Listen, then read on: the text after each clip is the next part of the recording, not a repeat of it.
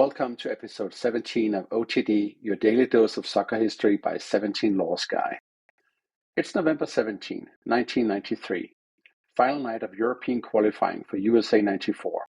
In Milan, Bologna, Paris, Cardiff, Belfast, Seville, and Athens, and all the way in Buenos Aires, radios are on, calculators are out, and whole footballing futures hang on one header, one counter-attack, or one deflection. And with the 2026 World Cup coming up, think of this as a little palate sharpening. 90 minutes where a continent and Diego Maradona live on the thinnest of tightropes, so buckle up. Back then, Europe's road to the World Cup was a narrow corridor.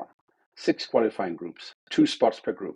Germany were in automatically as holders, and everybody else fought for 12 tickets. No third-place playoff existed to cushion a bad night. Before this final match day, some things were already settled. Norway had already won their group, Russia and Greece were already through from theirs, and Sweden were safe.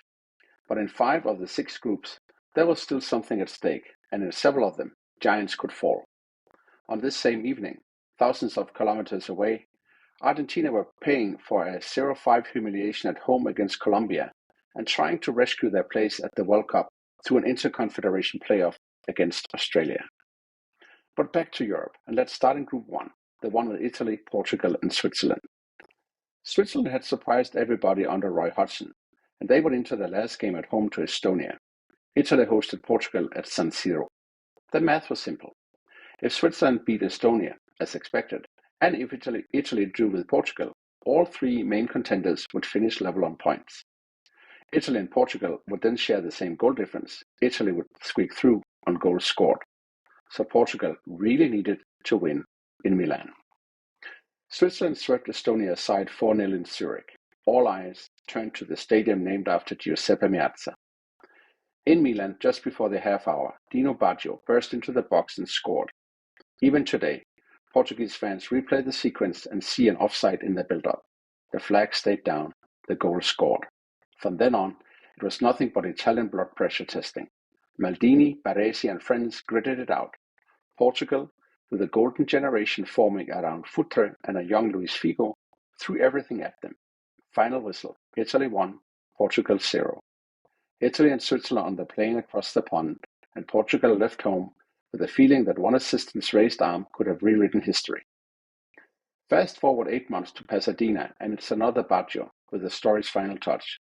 Roberto carries Italy all the way to the World Cup final, then sends his penalty over the bar to give Brazil the title. From Dino's lifeline in Milan to Roberto's miss in California, Italy's entire USA 94 narrative is contained between 2 tiny moments of a right boot. In Group 2, England was stuck in a group of doom with Norway and the Netherlands. Going into the last night, the situation was simple but unforgiving. With Norway already qualified, England had to hope Poland took something off the Dutch in Poznan, while they needed to smash San Marino and Bologna. Instead, they lived one of the most infamous openings in qualifying history. San Marino kicked off, played forward, England mishandled a back pass, and after 8.3 seconds, David Gualtieri rolled the ball past David Seaman. San Marino was sensationally ahead before anyone had settled in their seats. England did wake up. Ian Wright scored 4, and it ended 7-1, and for a while you could imagine a miracle. But the real verdict was happening in Poland, where the Netherlands calmly won 3-1. Norway topped the group, the Dutch took second, and England finished third and were out of the World Cup altogether.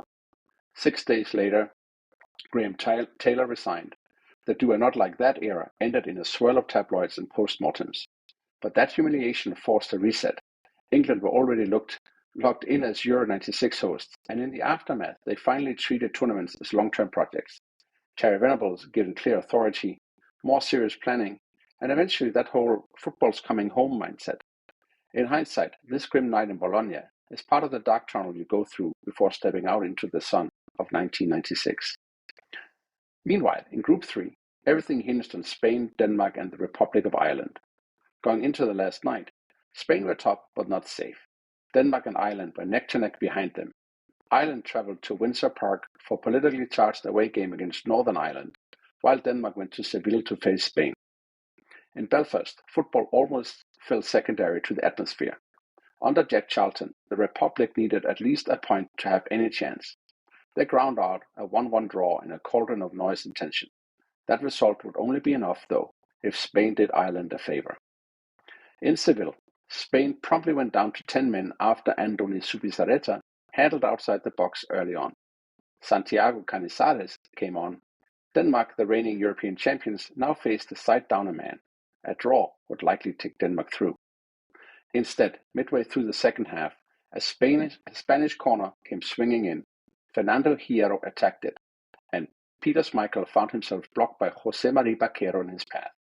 Hierro's header bounced in. Denmark screamed for a foul. The referee waved it away, and later Canizares had a flashpoint with Michael Laudrup that some Danish eyes still think could have been another red. Spain somehow held on, with 10 men, to win 1-0. When the dust settled, Spain finished top, the Republic of Ireland took second, and Denmark, same points as Ireland, same wins, same draws, and same losses, missed out on goal difference. Euro 92's fairy tale champions, watching USA 94 from home, still convinced that on this night, the referee and a blocked goalkeeper pushed them off the stage. Group 4's final act played out in Cardiff and Brussels. By the final day, Romania and Belgium were favourites, but Wales, powered by Ian Rush and a side that had grown into a proper contender, still had a shot if everything broke perfectly. In Cardiff, Wales met Romania, needing a win to keep the drama alive. At 1-1, they earned a penalty. Paul Bodin stepped up, the whole nation holding his breath, and smashed his kick off the underside of the bar. Within minutes, Florin Radiochoyo scored his second of the night. Romania won 2-1 and sealed top spot. In Brussels, Belgium drew 0-0 with Czechoslovakia to claim the second ticket.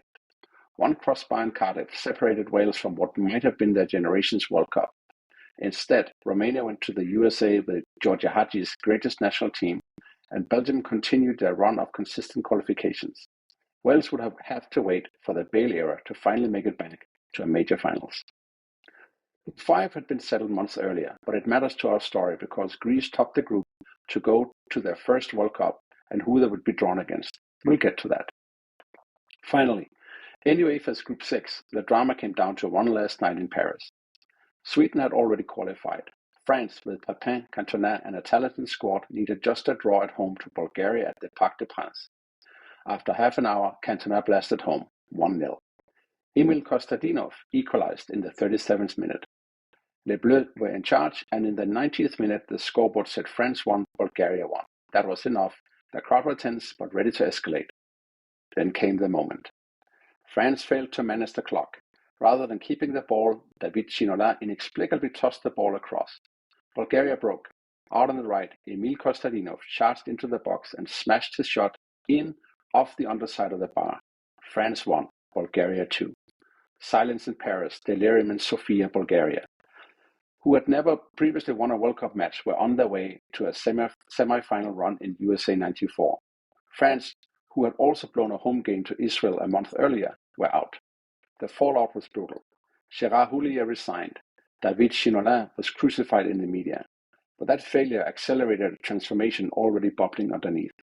Clairefontaine as a true elite academy hub, a clearer national team identity, and a squad built to roam Europe's top leagues. Within a couple of years, the Bosman ruling loosened transfer rules and Arsène Wenger arrived in North London, turning Arsenal into a gateway for French talent. Think Vieira, Petit, Anelka, and many more. Club careers and national team fortunes intertwined. Out of the wreckage of November 93 came the foundations of France 98 and Euro 2000, and a wave of French exports that reshaped the Premier League. Kostadinov's powerful winner on this day in 1993 is arguably the most important French goal never scored by a Frenchman. And that takes us to the other continent whose fate turned on this date, South America, and Diego Armando Maradona. Argentina's problems started months earlier, on September 5, 1993, at the Monumental in Buenos Aires. Colombia arrived and didn't just beat Argentina, they dismantled them 5-0. The home crowd ended up applauding the visitors. Argentine newspapers treated it like a national wound. That result, combined with other drop points, left Argentina second in their CONMEBOL group, behind Colombia, and forced them into an interconfederation playoff. Their opponents would be Australia, who had survived their own two-leg battles in Oceania and then against Canada. Argentina had a choice: stick with the fading core or recall Maradona, who had been suspended for cocaine use in 91 and was far from peak condition. Spoiler alert, they chose Diego. The first leg in Sydney on October 31 finished 1-1. Maradona wore the captain's armband and, not yet fully fit, dropped deep to dictate play. Australia, well organized and physical, sensed the upset of their lives. Everything would come down to the second leg in Buenos Aires on this day, November 17. At the Monumental, the air was thick with anxiety. This was the same ground that had seen the 0-5 to Colombia. Argentina needed a goal. Australia needed just one big away strike to flip the whole tie. Around the hour mark, Gabriel Batistuta burst down the right, whipped a ball into the box, and in the scramble it deflected off Australian defender Alex Tobin and into his own net. An ugly, scruffy goal, an own goal, emotionally an exorcism. Argentina won, Australia 0 on the night, and 2-1 on aggregate.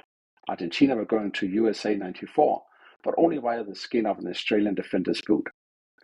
Maradona would carry that escape into the finals, score that thunderous goal against Greece, and deliver the wild-eyed, camera-screaming celebration that became one of the images of the tournament, before a failed drug test ended his World Cup and effectively his international career. Between September's 0-5 and the summer of 94 lies one of the most volatile arcs any superstar has ever written. So what did November 17, 93 actually change? Zoom out and you can see a whole World Cup map redrawn in a single evening. Italy, saved by Dino Baggio in San Siro, set on a path that ends with Roberto Baggio standing alone in Pasadena.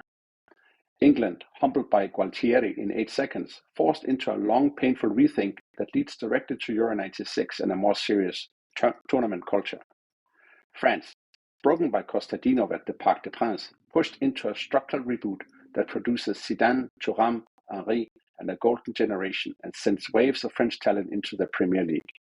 Denmark, European champions, squeezed out on goal difference after failing to beat 10-man Spain, a reminder that fairy tales don't get automatic sequels.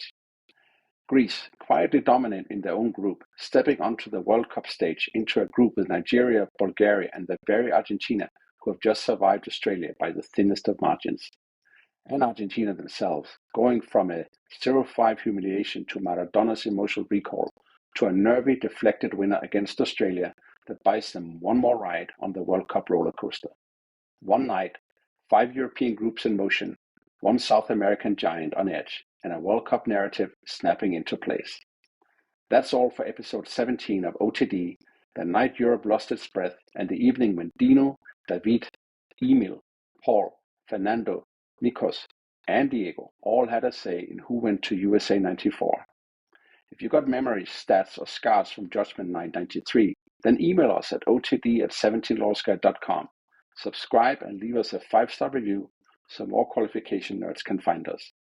Tomorrow, November 18, the 2000 Manchester Derby, City versus United in the 125th Football League meeting, and how David Beckham took charge after 95 seconds on a morning when Fergie was away. Don't miss it.